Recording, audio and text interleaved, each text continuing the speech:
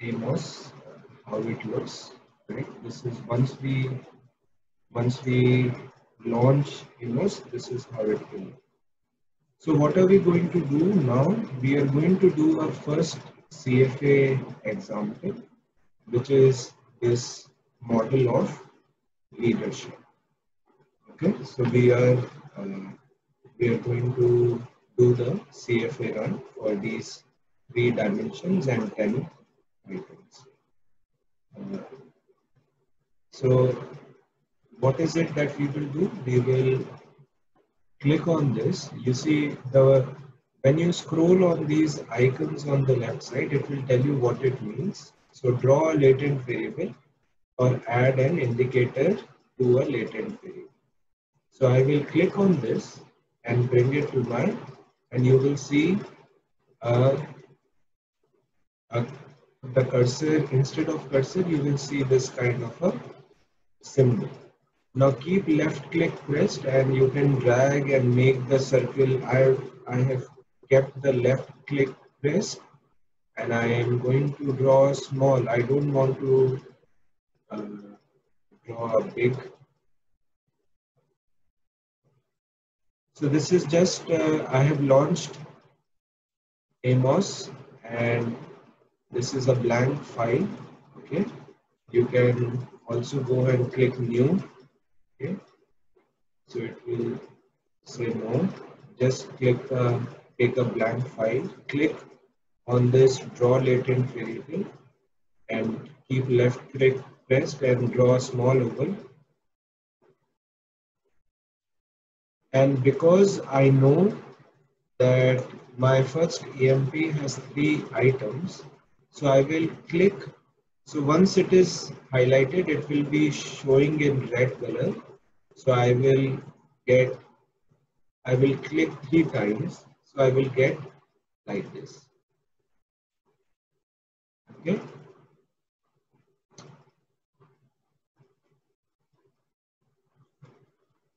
And what I want to do is I want the indicator items to come to the left side.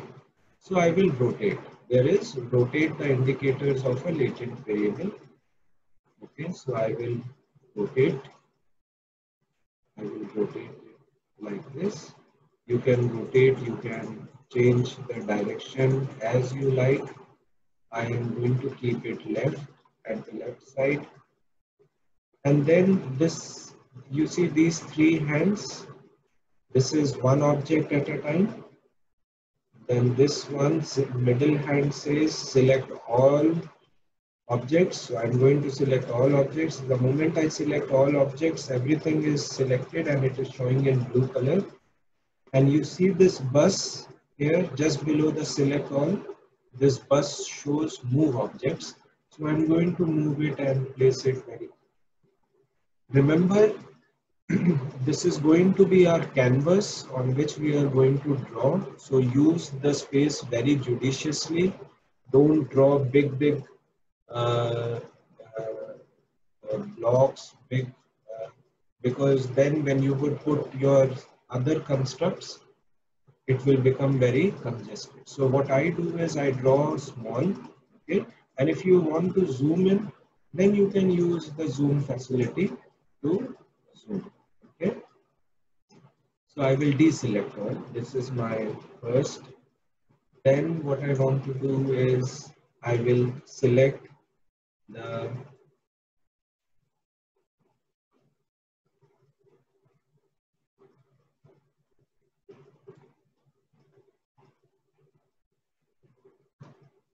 left panel is not getting highlighted. So just try it. If you open a new file, I think it will get. Okay, then give it a name. So I will save it as I'm working in workshop, so I'll just go to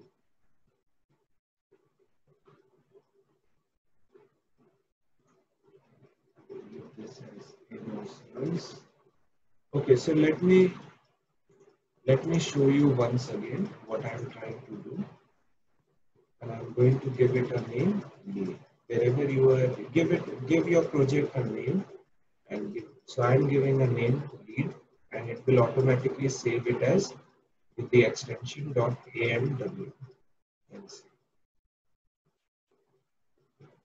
Okay, so once more I am telling you how you have to do it. Let me close this. I will go to my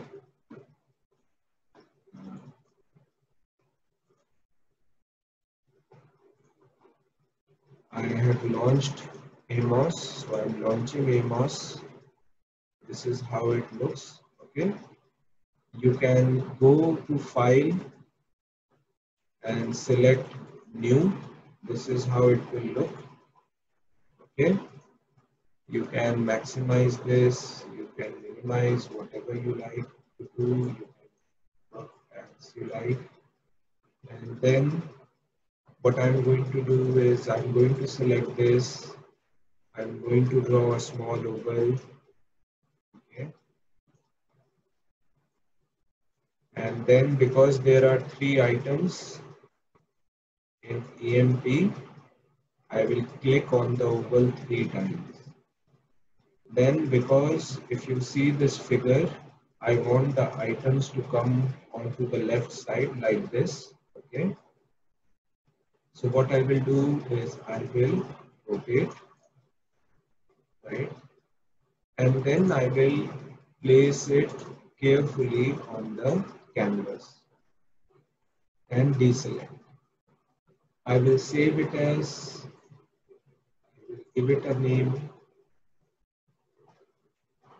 So I already had given a name lead. I am saving it as lead.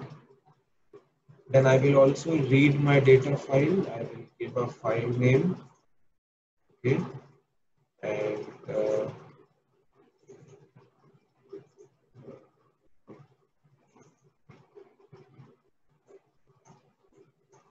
you can select SAV file. Okay. So you have lots of, I am going to select the SAV file, the SPSS file. This is my data file. Okay. And the moment you select it, you will see the file name and it will also give you N. So there are 557 observations here. And I will say it okay. Then I will draw the second latent construct, which is LEX. That also has 3 items. So I will again select this.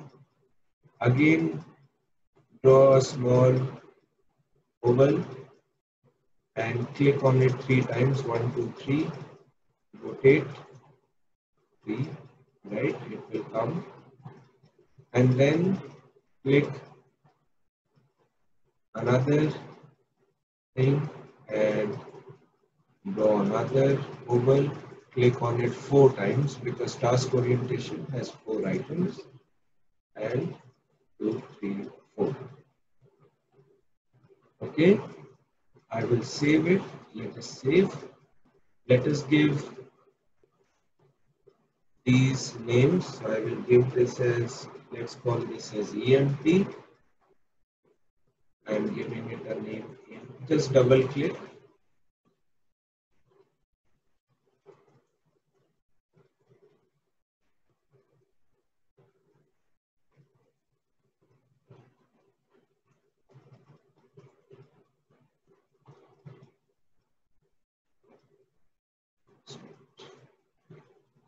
So give it a name EMP.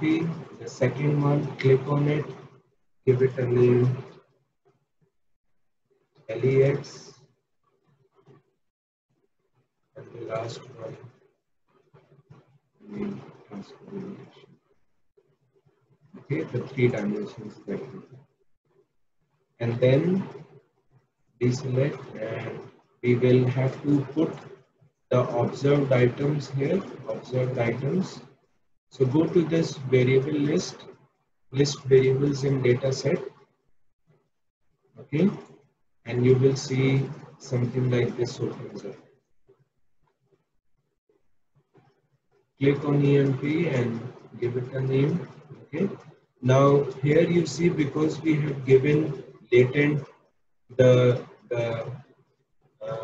labels also. So it is giving us very big names. So what I will do is I will go back to my data set and I will delete these labels, save it, okay, and read the data file again.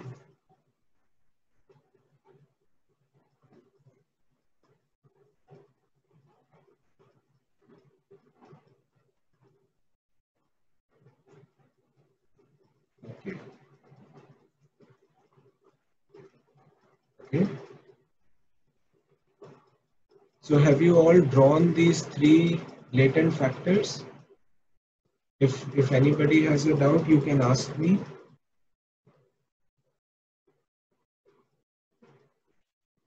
Okay, we have to attach the file. So I have attached this file now. Right, we have done this. Now we will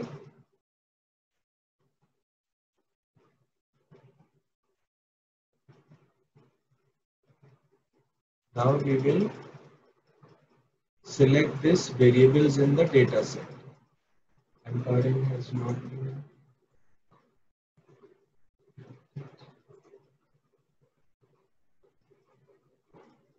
Just again, I am seeing a label, so I am just going to read the data again.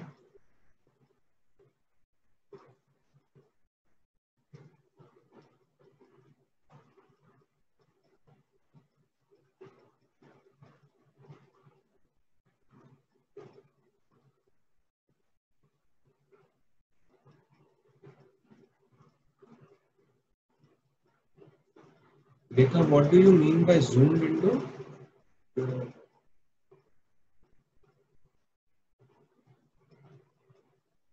So attaching a file, this is the icon. Look at this icon, it says select data. Right? So select this, it will open up. Now select this file name and go to wherever you have your SPSS data.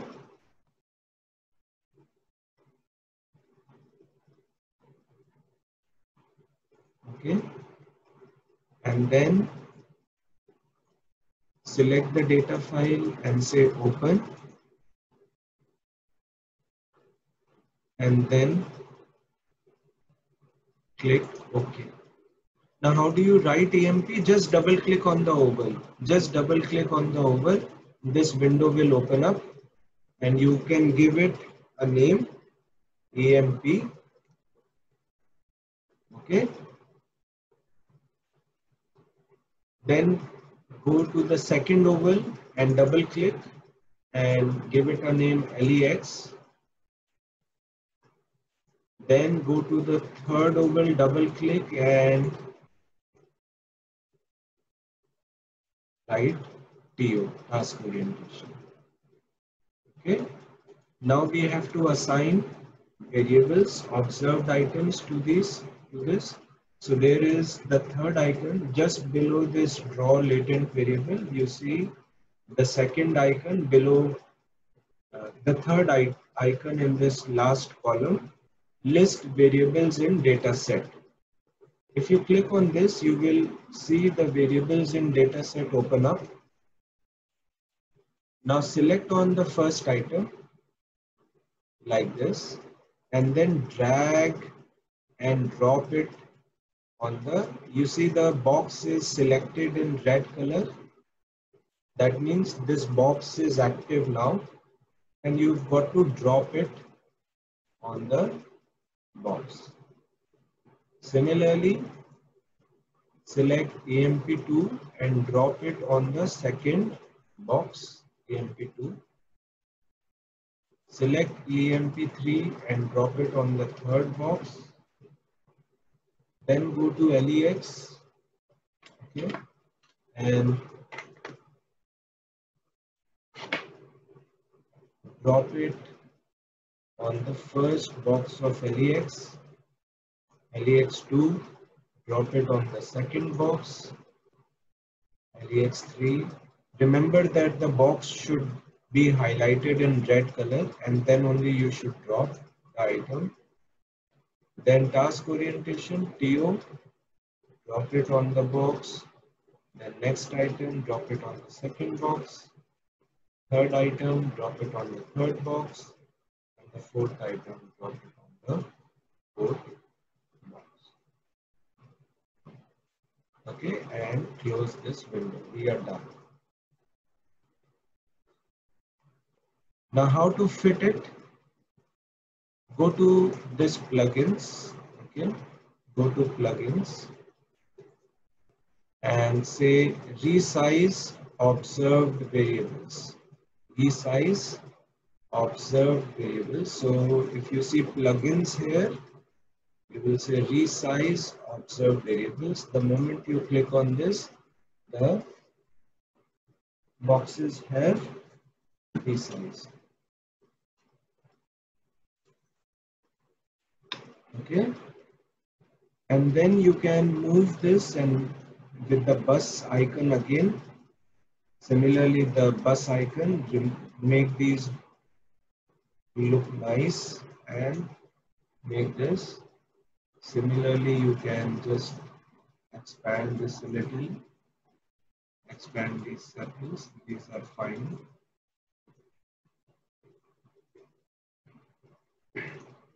Yeah, and then select all and just move them.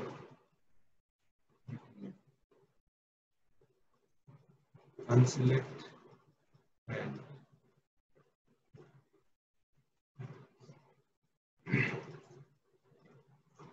okay. Now you see what has happened is you will see one of these paths by default is constrained to 1. So you see regression rate is given as 1 here by default. So if you just double click on this arrow, right, just double click on this arrow and go to the parameters, you will see that the regression rate 1 is automatically written. So the tool does it automatically. Similarly, LEX3 automatically regression rate is given as 1. TO4 regression rate again is given as 1. And all these arrows associated with the error terms, they are all 1. Okay, so we are giving, they are all 1. So that is it. Okay, done so far. Now you see we have to name these error terms also. That is the only thing that is remaining. So because it is the first time, we can go to plugins and we can say name unobserved variables. Name unobserved variables. Because error term is unobserved, so we just say name unobserved, and you will see it has given name E1 to the error term E2, E3, then E4, E5, E6, E7, E8, E9, and E10. So it has given these names automatically, right? Now what is left in our diagram? If we have to compare this diagram, we have got the error terms, we have got these arrows. What is left is these three covariance terms. Okay. Now this is simple. This double direction arrow, remember, is always covariance. So we will select this and this is 1, then this is second, and then EMP2 task orientation is right. So these are the three covariances that are right. Double direction arrow and draw from the top to bottom, so that if you can also change the you can look at this first column, this change the shape of objects. If you click on this, you can make them look quite sleek. Okay, so you can do that. Also, you can look at in the third column, you look up, there is an icon with a magic wand, hand with a magic wand. This is called as a touch-up tool. Okay, so now this beautifies, if you click on this, this sort of improves the visibility. It's like a beautification, it's like a magic wand. It sort of beautifies the diagram that we have. And now this is our model that is ready. We have done what we wanted to do. We have specified that there are 3 dimensions. Okay, we have covariances, right? These are the error terms. We have automatically named them E1, E2, E3. These are the 3 error terms associated with E1, EMP 1, 2, 3, then 4, 5, 6, then 7, 8, 9, 10. So the error names, these are the observed variables which have been collected from our questionnaire, and then these are the 3 latent factors. Okay, so we have got this diagram. I will select all of them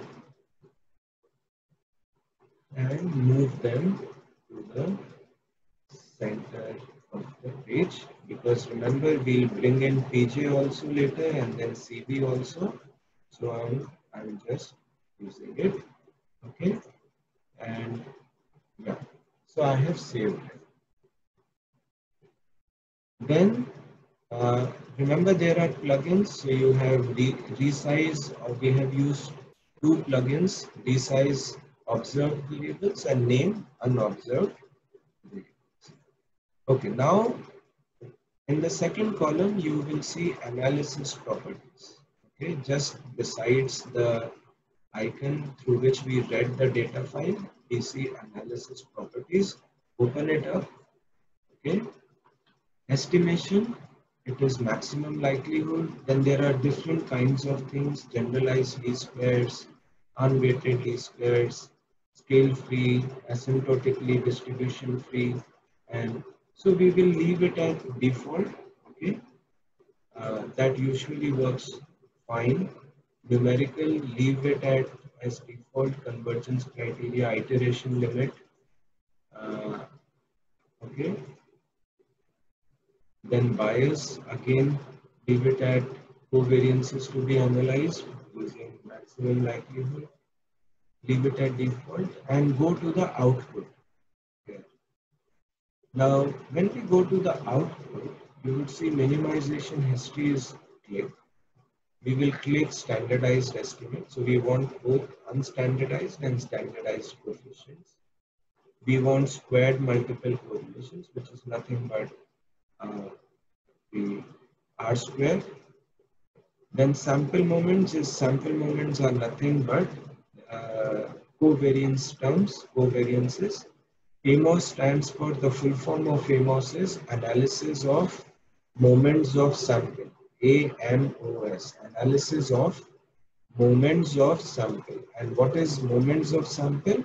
Moments of samples are nothing but covariances between the items in the sample. Okay, so that is why it is called as AMOS. So sample moments, well, you can, implied moments are moments that are obtained from the model base, right? So remember we had the sample based covariance matrix and the model implied covariance matrix. So implied moments are the sample moments, all implied moments. So it will give you all, we don't, and then the residual moments. What is the residual moments? Residual moment is nothing but the difference between MB and SP. So what is the difference between the sample moment and the implied moment, right? So actually that is something that we don't need to do. If you want to see it, you can do it. Otherwise, actually, it is a lot of information, not really need. And then modification indices. Remember, I told you that the tool will give you some suggestions as to what can you do to improve the fit of this model. So model indices. Then indirect, direct, and total effects. This is needed when we do mediations. So as of now, it is not mediation. Factor score grids. Do we want to do the factor scores? We don't need to do that. Then covariances of estimates not needed. Correlations of estimates, again, these are not needed. Okay, critical ratios for differences, that is again between the sample and the implied moments, not really needed. Test for normality and outliers. This is where we are going to test for normality and outliers, and observed information metrics not needed. So I will leave it at this. So I have selected standardized estimates, squared multiple correlations, modification indices, and test for normality and outliers. Bootstrapping, we will come to bootstrapping when let us first look at the results of normality, and then we come to okay. Permutations, this is something that we don't need to do as of now, so just let it remain as this is not. So we need to, yeah, we have selected this, and now we go to the next icon adjacent to analysis properties, which is calculate estimates. So now the moment you click on this, the tool is, now it says the variable name TO is invalid because it is an SPSS reserved word. What does it mean? It means that if you look at your variables, there will be a variable that actually maybe there is a name that it is finding. So I will just change it to task. Okay, let us keep it as task go, which is nothing but task orientation. And if I run it now, the tool has run. Okay, the tool has run. And now just below the analysis property, you are seeing this, it says view text. If you open it up, we are seeing that the output of the tool comes up. Is that okay? Now, this is the output of the software. Now you see number of distinct moments, distinct sample moments. What is this? Distinct sample moments. It is number of distinct or unique entries in our variance covariance matrix, which is given by k plus 1 by 2, right? And that is, we have 10 items, 10 into 11 divided by 2, which is 50. Number of distinct parameters, you see we have already computed this. We have computed that the distinct number of distinct parameters to be computed is 23, and that is what the tool is telling us. And therefore the degrees of freedom is 55 minus 23, which is 32. Okay, so that becomes our degrees of freedom. Now what is the result? The chi-square test, the chi-square test result, the chi-square test result is, chi-square is 118, for degrees of freedom 32, the p-value, probability is actually coming to be less than, actually this is probability is less than 0.001. But we wanted, remember we wanted to fail to reject H0, that is our p-value should be greater than 0.05. So what do? We look at, okay, let us first go through what are all the outputs that are there in this output table.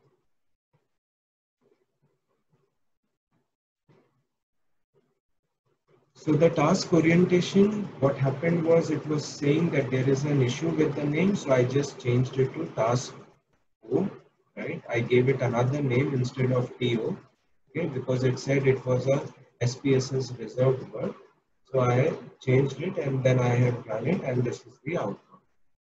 Nodes for the group, the model is recursive. Remember, recursive, I told you, when you have arrows going in one direction only, okay, lines, and the sample size is 557. Variable summary, we have observed endogenous variables. These are endogenous. Why? Because they are being caused by the latent variables, right? They are caused by latent variables. Then this output is, if you click on this icon, okay, this is where you will get the output.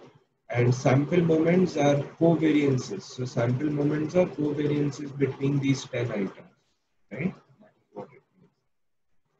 So these are our unobserved exogenous variables, the 3 latent factors, and the 10 number of variables in our model, 23. Unobserved variables, there are 10, these 10 items. Unobserved variables, there are 13. Why 13? 10 of these, right? And 3 of these latent variables, so 13. Then exogenous variables, number of exogenous variables are again 13. What are exogenous variables? That are not determined in our model. So error variances, error are exogenous, they are independent. Similarly are these 3 latent factors. And endogenous variables are the 10 items that are getting determined by latent factor as well as the 10 error items, right? Now we go to parameter summary, parameter fixed, labeled, unlabeled. So what are the fixed? There are 13 fixed. What are the 13 fixed? The 10 fixed loadings associated with the error terms. So these, you see all these ones, these are 10 ones. And then there are 1, 2, and 3. So 3 with the factor loadings. So you get 13 fixed, 13 fixed. Labeled, I have not labeled anything, so there is 0. Unlabeled, how many weights are there? 1, 2, 3, 4, 5, 6, 7. So there are 7 weights to be estimated. Then there are 3 covariances, 1, 2, and 3, and 13 variances. Why 13 variances? Error 10 variances of the error terms and 3 variances of the latent factors. So it becomes 13. And therefore the total unlabeled parameters are 23. And the total, it is just giving us. So the unlabeled parameters 23, and then if you add, you get. Now look at assessment for normality. Assessment for normality is determined through two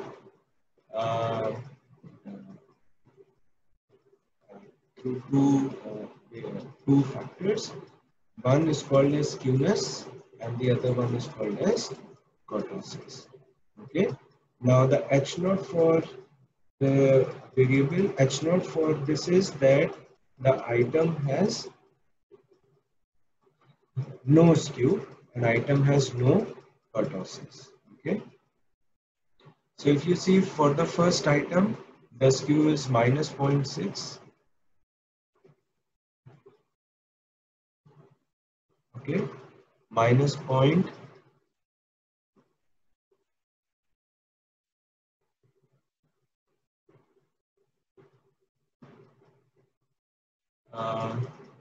Is there? So can you all see this output, or you are having any difficulty?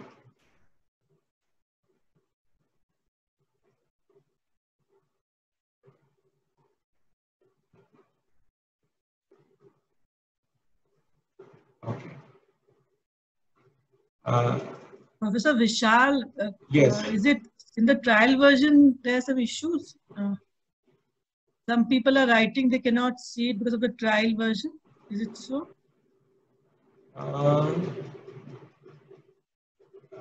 Right. So is anybody using trial version and can still see the output? Is there anybody who is using trial version but can? Okay, so Gauri is saying that she can see Nirja also. Yes, so I don't think it is an issue of the trial version then. Okay. So yeah, so I think Amrita, you can you unmute yourself and tell us where is it that you are facing a problem?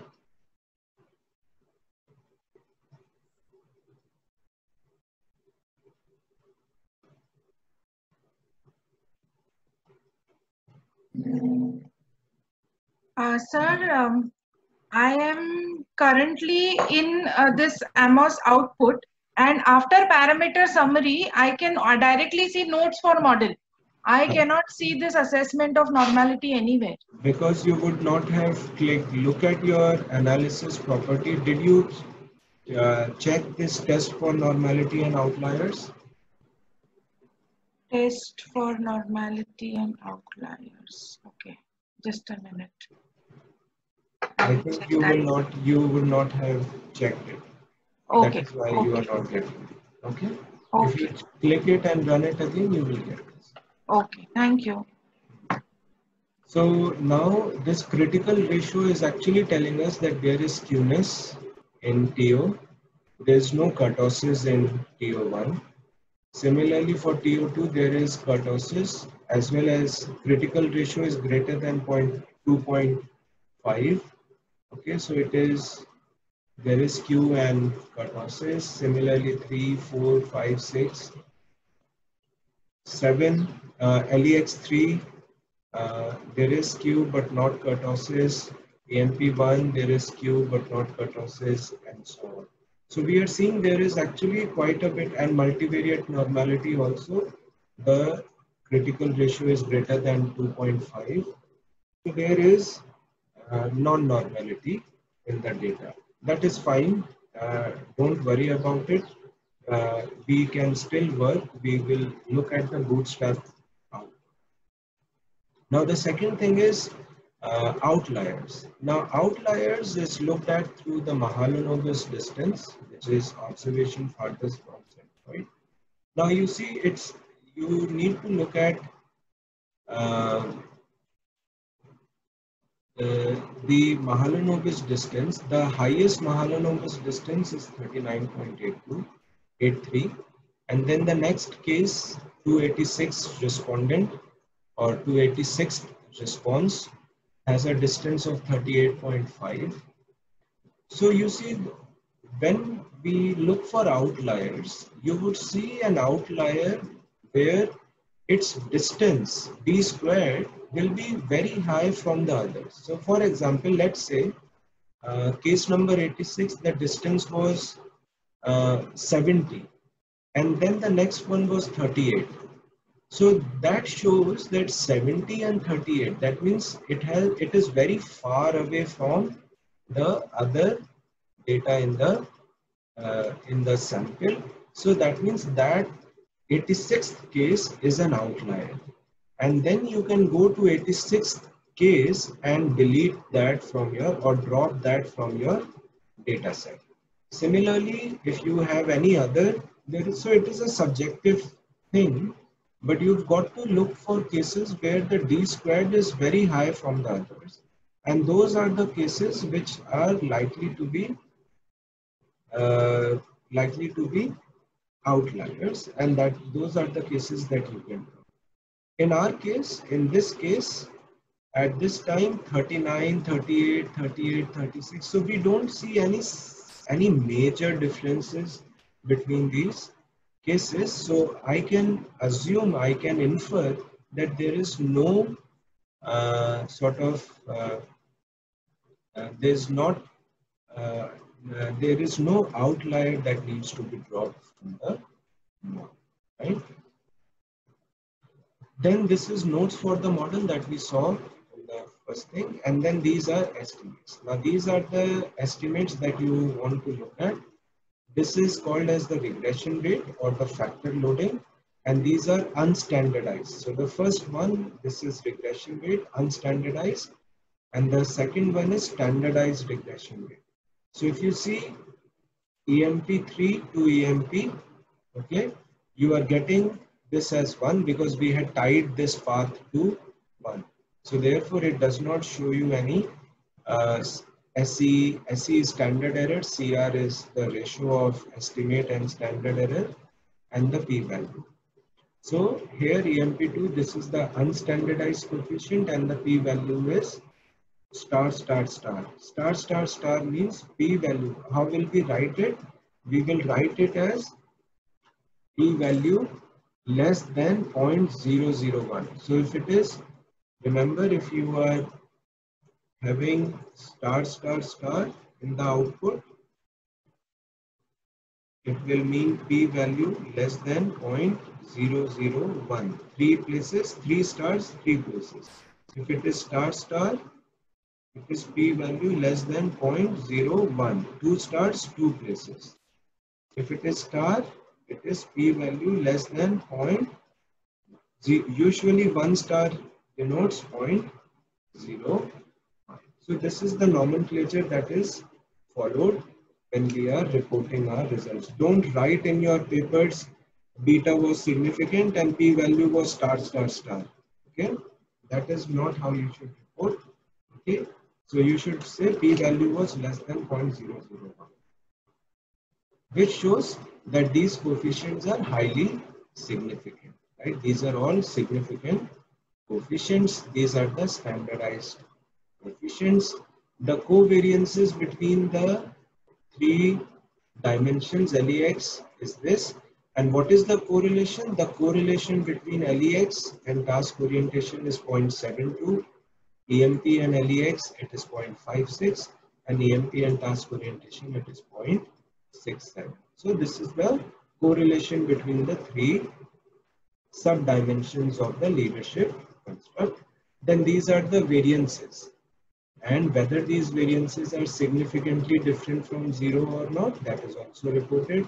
These are the 10 variances associated with the error terms, and these are the 3 variances associated with the latent factors. Okay, and they are all significant.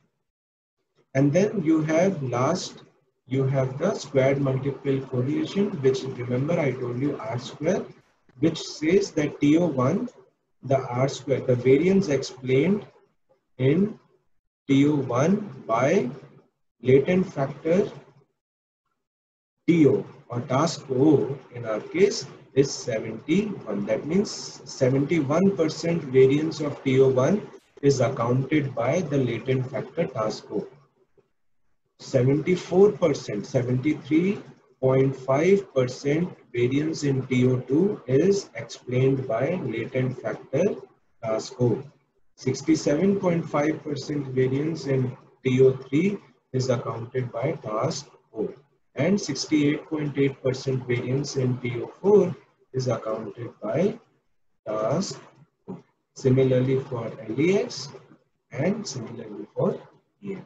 So these are our now modification indices, right? Modification indices, remember we said that the tool will provide some suggestions as to what can we do to improve the fit of our model. Before that, let me go to model. This minimization history is not really, it is just what did the tool do. Model fit indices. So model fit indices, remember we said we will look at chi-square. So we will look at the default model. This is chi-square is 118 and DF is 32. P-value is coming to be less than 0.001. And the chi-square by DF is 3.6. Then we go to GFI. GFI is 0.957, which is greater than 0.95. Similarly, we look at CFI. It is coming to be greater than 0.95. And our RMSEA, if you scroll down, RMSEA is coming to be 0.07. Okay, so these are some of the indexes that we will report in our paper. So we know that first of all, we wanted chi-square test to fail. That means we want to fail to reject H0. So p-value should be greater than 0.05. So what do? We go to the tool and say, okay, tell us what is it that I can do to improve my model specification, right? What can I do to improve my model specification? So the default model is the model which is you have created. Saturated model is the model where you have attached everything to everything. That means EMP is attached to LEX, EMP is attached to task orientation. So you have added all. So EMP2 is loading on not just EMP is loading on LEX and task orientation as well, and so on. So everything is connected to everything. So that is the saturated model. An independence model is when nothing is connected to nothing. And therefore, if you see saturated model, you are seeing number of parameters is 55. That means you are now exhausting. You are attaching everything, right? So therefore, chi-square df, everything comes out to be 0. Df will be 0. 55 minus 55, 0.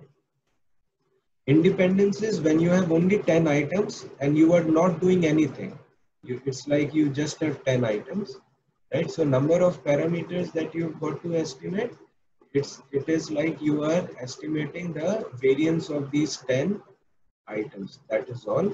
And so what is it that we have to look for? We have to always look for the default model. We don't have to look for saturated or independence model. Saturated is when everything is connected to everything, and independence is when nothing is connected.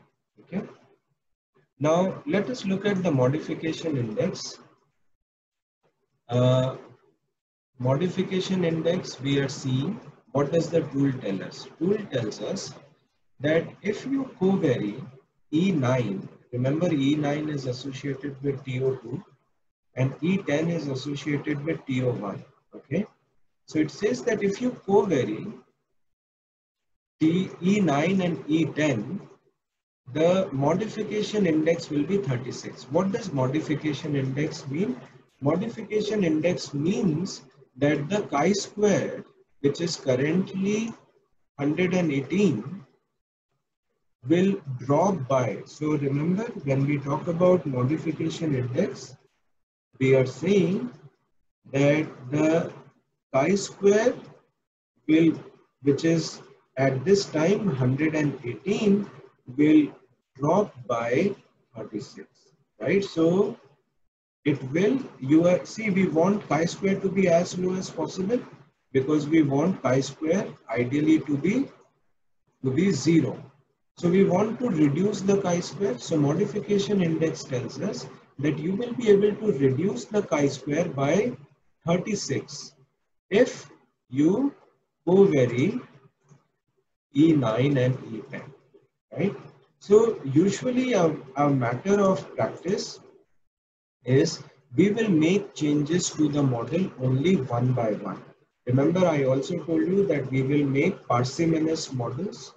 Don't think that 36 will go from E9 to E10 and 27 will go from E7 to E8.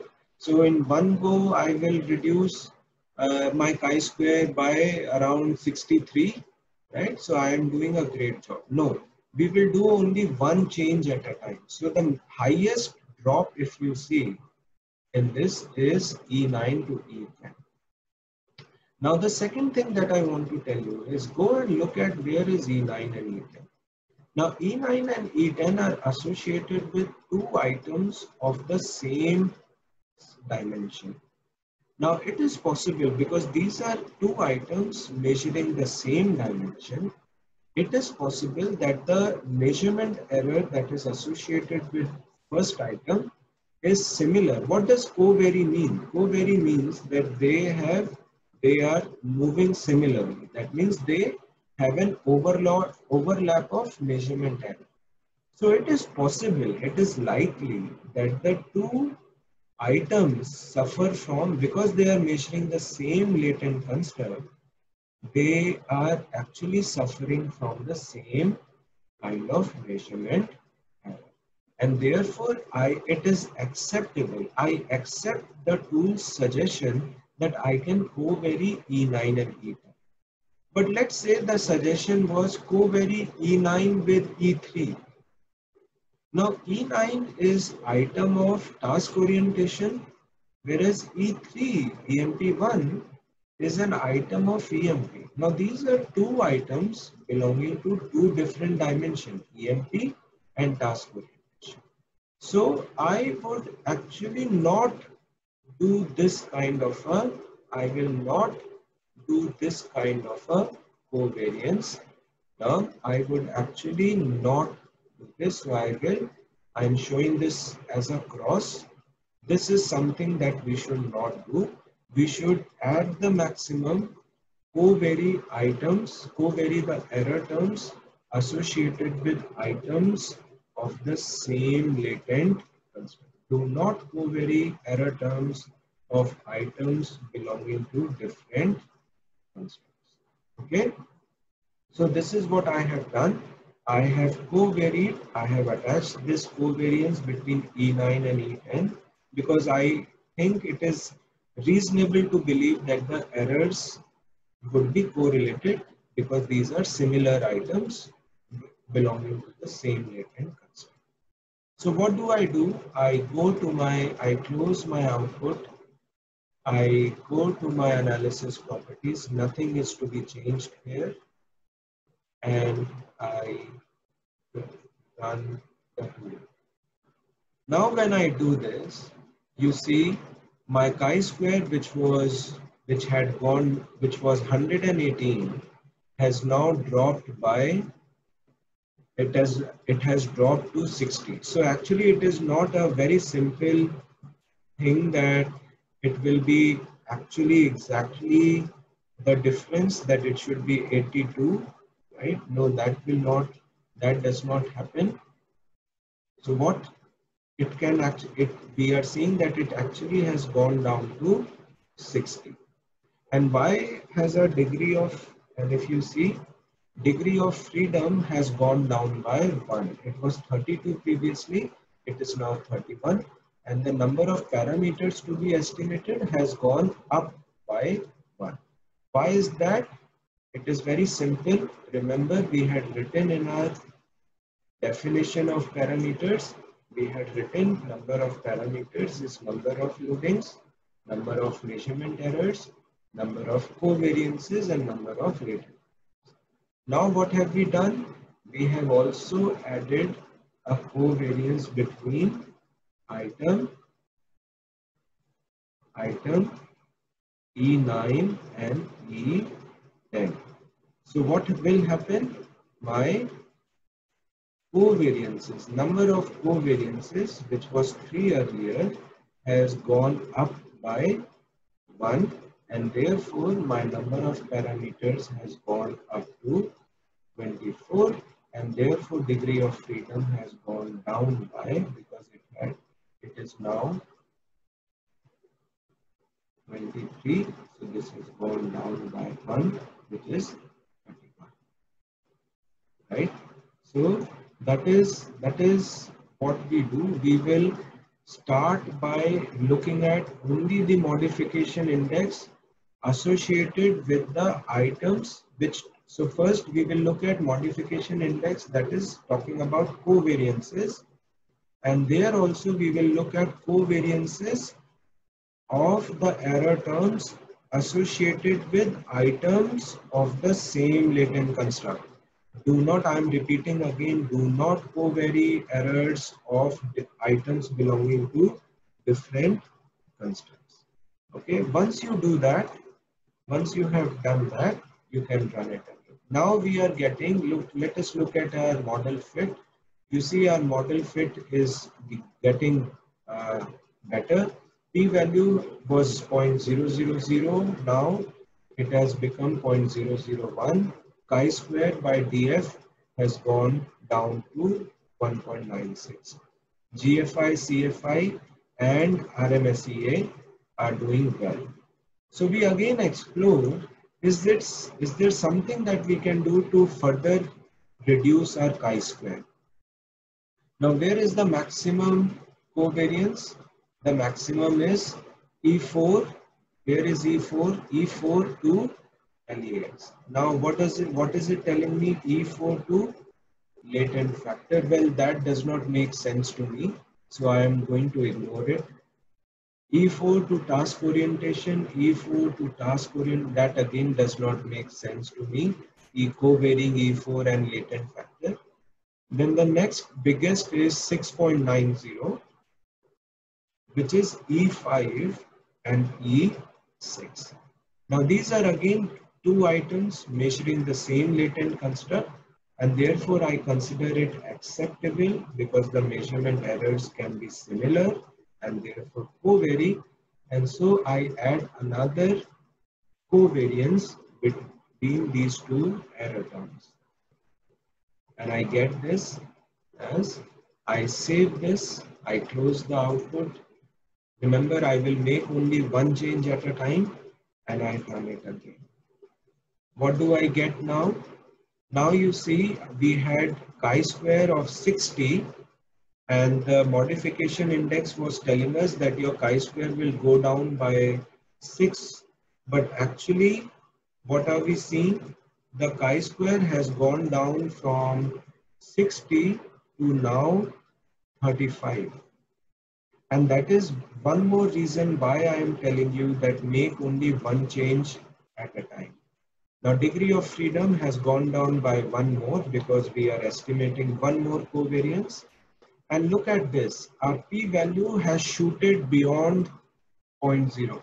So it has crossed this threshold that we were wanting it to cross. We wanted the p-value to cross 0.05, and in this case it has become 0.258. Because it is 0.258, I fail to reject H0, which is telling me that actually now my model-based covariance matrix superimposes the sample-based covariance matrix, and therefore this model that I have, this confirmatory factor analysis that I have done, is a very good model. It fits with the data very well. Okay. So how do you add covariance? Adding covariance is double direction arrow. Select the first circle and then take it to the next circle. It should be highlighted. So one is being shown in red color. Let me zoom in. One is being shown in red color, another one is being shown in green color, right? So you can, okay. Right, so now we have our output, we have the estimates with us, right? We are getting our correlations also between the dimensions, and we are getting our. Now, what is the next step that we have to do? So this is where we are done with